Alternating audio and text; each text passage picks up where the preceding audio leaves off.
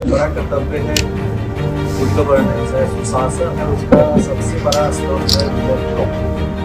कानून का शासन स्थापित करना हमारी सर्वोच्च प्राथमिकता रहेगी। कानून के शासन को स्थापित करने के लिए जितने भी नियम परिनियम अधिनियम है सभी को प्रभावकारी ढंग से लागू किया जाएगा और अपराधियों पर काफी सख्त नकेल कसा जाएगा।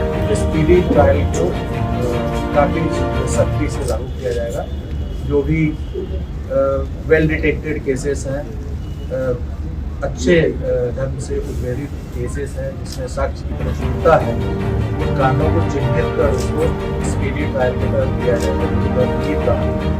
अभी आपने देखा होगा कि बीएनएसएस में अपराधियों के द्वारा अर्जित संपत्ति को जब्त करने के लिए पृथक प्रावधान का समावेश किया गया। जो बीएनएसएस में संशोधन हुआ है उसमें अलग से प्रावधान किया गया है। इस प्रावधान को हम लोग सख्ती से लागू करेंगे, थाना स्तर पर लागू करेंगे और हर थाना को कम से कम महीने में 1-2 ऐसे मामले चिन्हित करने पड़ेंगे, पता लगाने पड़ेंगे अपराधियों की संपत्ति को और उसको त्वरित रूप से सप्ताह भर 10 दिन के अंदर में उसको अटैच करने का पावर पुलिस को है। तो उसको हम लोग सख्ती से लागू करेंगे। जो नया प्रावधान आया है अभी बीएनएसएस तो एनडीपीएस के अंतर्गत है या लीकर जो हमारा प्रोहिबिशन एक्ट है उसके अंतर्गत जो केसेस दर्ज हो रहे हैं उससे जो संपत्ति अर्जित कर रहे हैं उसको भी लिया जाएगा इस दायरे में। और बड़ा आसान है उसको पता करना कि हमारे जितने चार्जशीटेड लोग हैं, तो चाहे प्रोहिबिशन एक्ट में हो, एनडीपीएस एक्ट में हो, उसकी संपत्ति का पता किया जाएगा। जो लॉ एंड ऑर्डर से संबंधित केसेस हैं उसमें जो भी गिरफ्तारियां वांछित है उसको एक अभियान चलाकर युद्ध स्तर पर उनकी गिरफ्तारियां होंगी। लॉ एंड ऑर्डर से रिलेटेड केसेस को भी हम लोग स्पीडी ट्रायल में लेंगे, क्योंकि शुरू में तो कुछ गिरफ्तारियां हो जाती हैं लेकिन शेष गिरफ्तारियां काफी रह जाती है कांड में, तो उन सभी की समीक्षा की जाएगी।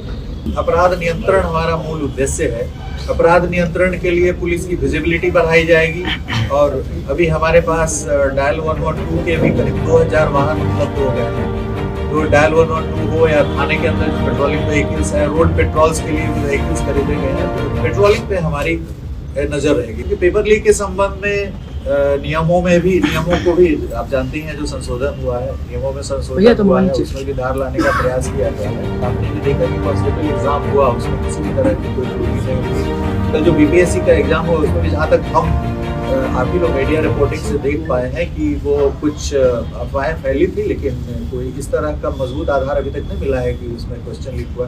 तो हमारा राज्य ही है जिसमें अभी जो बड़े स्तर पर कांस्टेबल का एग्जाम हुआ तो बहुत बड़ा एग्जाम था, कई फेजेस में हुआ, 4-5 बीपीएससी का एग्जाम सबसे महत्वपूर्ण एग्जाम है स्टेट का।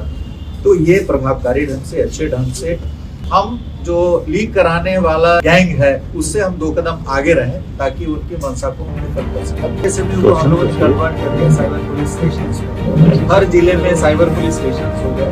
बिहार कुछ राज्यों में से है जहां पे हर जिले में पृथक रूप से नोटिफाई हो गया साइबर पुलिस स्टेशन। उसके लिए जमीन हम लोगों ने चिन्हित कर दिया है और देश में हम पहला राज्य है, प्रथम स्थान पर है जो जितना साइबर फ्रॉड हुआ है उसके जो प्रतिशत बैंक में हम लोगों ने जो रोका है पैसा, जो होल्ड कराया है पैसा, उसमें Bihar is the top state जिसने आई थिंक मानो इट विल से 35% और so 35% हम लोग पैसा, यदि 100 रुपया साइबर फ्रॉड हुआ तो 35 रुपया हम लोग बैंकिंग सिस्टम में रोक पाए हैं और जो विक्टिम है उसको उतना पैसा हम लोग in due course of time court के आदेश से हम लोग मुहैया करा देंगे।